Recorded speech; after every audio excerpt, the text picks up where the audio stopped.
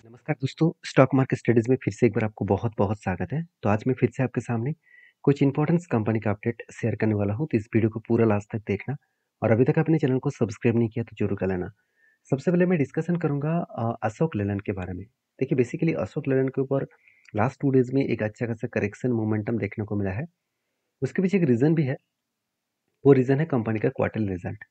आशा किया गया था कि इस बार कंपनी का क्वार्टरली रिज़ल्ट अच्छा खासा आने का चांसेस था, मगर हुआ कुछ उल्टा। आप देख सकते हैं जो एस्टीमेट था, वो estimate year of year basis में मतलब वाई ऑफ वाई बेसिस में अच्छा खासा देखने को मिला, मगर क्वार्टर ऑफ क्वार्टर बेसिस में कंपनी के एस्टीमेट यहाँ पे मिसिंग हो चुके हैं। अभी एक्सपेंस के बारे में बात करूँ, कंपनी के एक्सपेंस आप देखेंगे तो 8000 से लेकर 8500 बने, जो पिछली बार एक्सपेंस भी ज़्यादा था।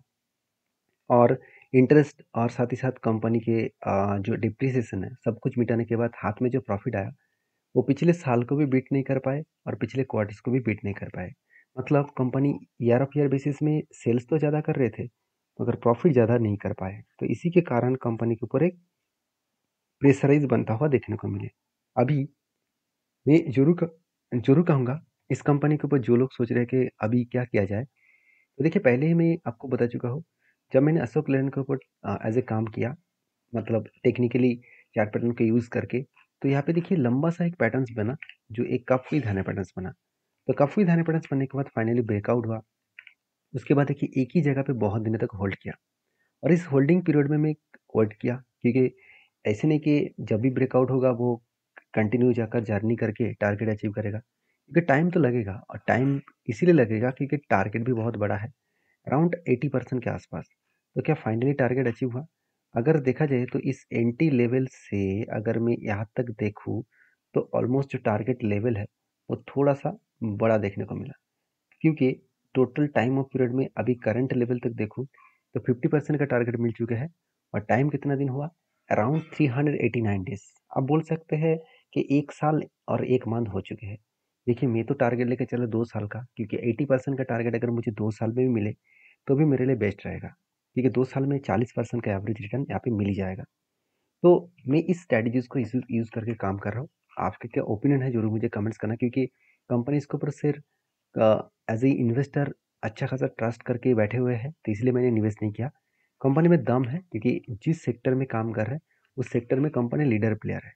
आप इस लीडर प्लेयर के हिसाब से बात करूँ तो एक बार मैं इस कंपनी के मार्केट शेयर के बारे में बात करूँ, आप खुद ही देख लीजिए। देखिए कमर्शियल जो व्हीकल्स है उसके ऊपर 15% मार्केट शेयर इसी के पास है। इलेक्ट्रिक बसेस का जो सेगमेंट है उसमें 3% मार्केट शेयर इसी के पास है। साथ ही साथ लाइट कमर्शियल व्हीकल के ऊपर 70% and medium heavy goods carrier के ऊपर 31% का मार्केट शेयर इसी के पास है। मीडियम हेवी पैसेंजर व्हीकल्स के ऊपर 30% मार्केट शेयर, स्कूल बसेस के ऊपर 45% मार्केट शेयर। तो ओवरऑल जो कंपनी की जो बिजनेस है, उस बिजनेस के व्यू के हिसाब से बात करूँ तो कंपनी के ऊपर जो मार्केट शेयर है वो बहुत स्ट्रांग देखने को मिला। और यही स्ट्रांग के कारण कंपनी में कर्जा ज़्यादा होने के बाद भी कंपनी आगे बढ़ रहा है। कर्जा कितना है आप खुद ही देख लीजिए। कंपनी का डेप्थ एक टाइम 3.46 था, उसके बाद 3.8% बने। अभी करंट ईयर मतलब लास्ट ईयर में 4.5% डेप्थ ऑफ इक्विटी बने, मतलब बहुत ज़्यादा डेप्थ है। पर इक्विटी में ₹4.5 करके डेप्थ, मतलब बहुत ज़्यादा डेप्थ है। तो फिर भी डेप्थ को लेने के मतलब इतना कर्जा लेने के बाद भी कंपनी प्रॉफिटेबल है, तो यही सबसे बड़ी बात है। तो इसलिए मैं कंपनी के ऊपर कंटिन्यू करूंगा। आपके क्या ओपिनियन है जरूर मुझे कमेंट्स करना। नेक्स्ट जो कंपनी उसका नाम है डीमार्ट, सॉरी डिक्सन टेक्नोलॉजीज। तो डिक्सन टेक्नोलॉजीज बेसिकली एक ऐसे कंपनी है जिसका लास्ट कुछ डे में कंपनी के ऊपर करेक्शन हो रहा है, लगातार गिरने का चांसेस देखने को मिल रहा है। अगर मैं डायरेक्टली आपको चार्ट को दिखा दूँ तो आपको क्लियर कट अंदाजा मिल जाएगा। अगर चार्ट को देखेंगे तो कंपनीज के ऊपर जो करेक्शन का माहौल है वो थोड़ा सा हायर लेवल से छोटा मोटा करेक्शन हुआ था, रिकवरी किए, फिर से नीचे आने का कोशिश कर रहे हैं। क्योंकि मैंने जो ट्रेड लेने का यहाँ पे डिसीजन लिया, वो कुछ इस तरीके से रेंज ट्रेड बना है। मतलब बीच में 1 2 3 4 5 6 7 8 9, 9 के 9 बाइंग कैंडल बने और इसी बाइंग कैंडल के बेसिस में टोटल जो रेंज बना वो 33% के आसपास, 33% के आसपास टोटल रेंज बने। जहाँ पे नीचे आकर इस लेवल को टच करेगा तो यहाँ पे क्या बनेगा एंट्री, और इस हाई लेवल तक क्या बनेगा, यहाँ तक बनेगा टारगेट। तो मुझे लगता है बेस्ट तरीके से एंट्री और बेस्ट तरीके से टारगेट मिलने का चांसेस है, क्योंकि देखिए कभी होता क्या है, कुछ कंपनीज के ऊपर लंबा जर्नी होने के बाद कभी ना कभी तो रुकेगा, कभी ना कभी तो वो होल्ड करेगा।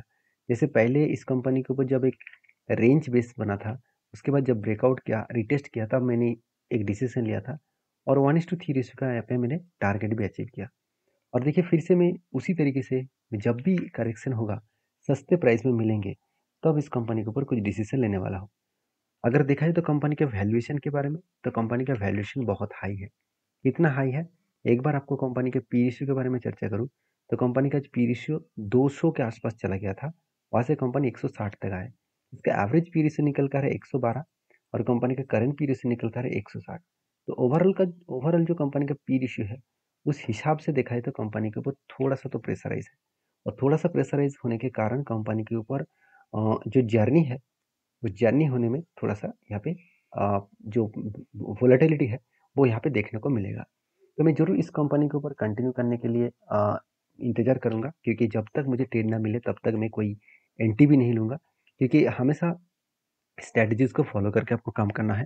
चाहे उसके लिए आपको कुछ टाइम वेट करना पड़े, तो उसके लिए आप वेट करिए। मैं ये नहीं कहूँगा कि जब भी इस लेवल को टच करेगा तो आप भी एंट्री लीजिए और यहाँ पे टारगेट लीजिए। ये आपके हाथ में नहीं है। आपको अगर काम करना है तो आपके रिस्क को मैनेज करके आपके जो सेबी रिस्क एडवाइजर है उसके साथ बातचीत करके काम करें। ये मेरा व्यू है, मेरा पॉइंट ऑफ व्यू है, मेरा खुद का रिस्क है, वो मैं आपके साथ एज ए एजुकेशन पर्पस में शेयर कर रहा हूँ। आपको ये सिखाने का कोशिश कर रहा हूँ कि इस तरीके से स्ट्रेटजीज को यूज करके भी आप बैक टेस्टिंग करके देख सकते हैं क्या सही में स्ट्रेटजीज का दम है। तो डिक्सन के ऊपर जो क्वार्टरली रिजल्ट आया इस बार वो बहुत शानदार आया, क्योंकि आशा नहीं किया गया था कि इतना शानदार रिजल्ट आएगा। सेल्स डबल हो चुके हैं पिछले सालों की तुलना से। एक्सपेंस को मिटाने के बाद नेट प्रॉफिट भी डबल हो चुके हैं, 60 to 140 बन चुके हैं। तो मतलब डबल से भी ज़्यादा। और क्वार्टर बेसिस में भी कंपनी का अच्छा खासा प्रॉफिट हुआ। मतलब year of year basis and quarter basis में कंपनी बेस्ट तरीके से परफॉर्मेंस दिखाया। और यही परफॉर्मेंस के कारण कंपनी के ऊपर इन्वेस्टर भी बुलिश हुए, क्योंकि देखिए खुद ही देख लीजिए, एफएस के पास जो होल्डिंग था 15% के आसपास, वो बढ़ के कितना कर दिया 19%।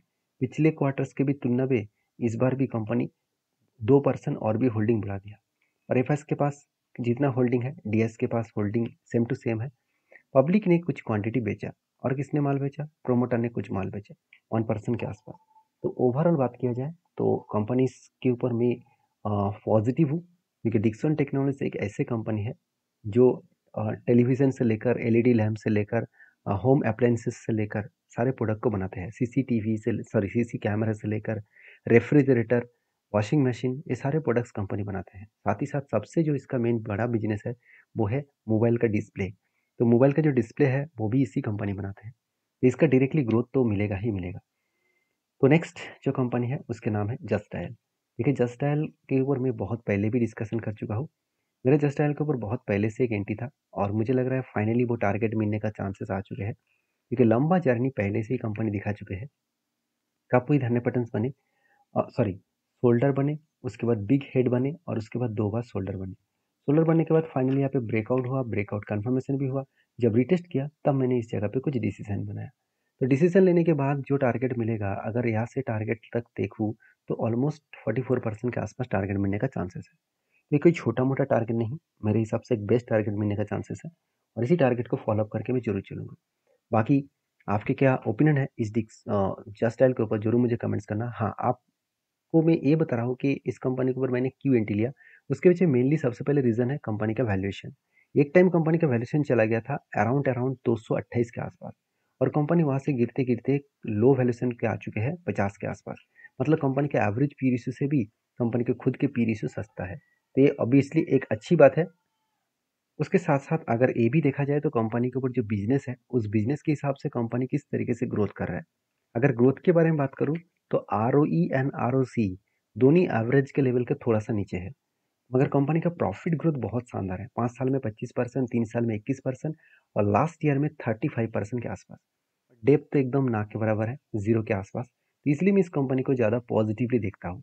देखिए किसी भी कंपनी के ऊपर काम करने से पहले ये सारे पॉइंट्स को आपको ऑब्जर्व करना होगा। तो बाकी आपकी क्या राय है जास्टैल के ऊपर, जरूर मुझे कमेंट्स करके बताना। नेक्स्ट जो कंपनी उसका नाम है जीआरपी लिमिटेड।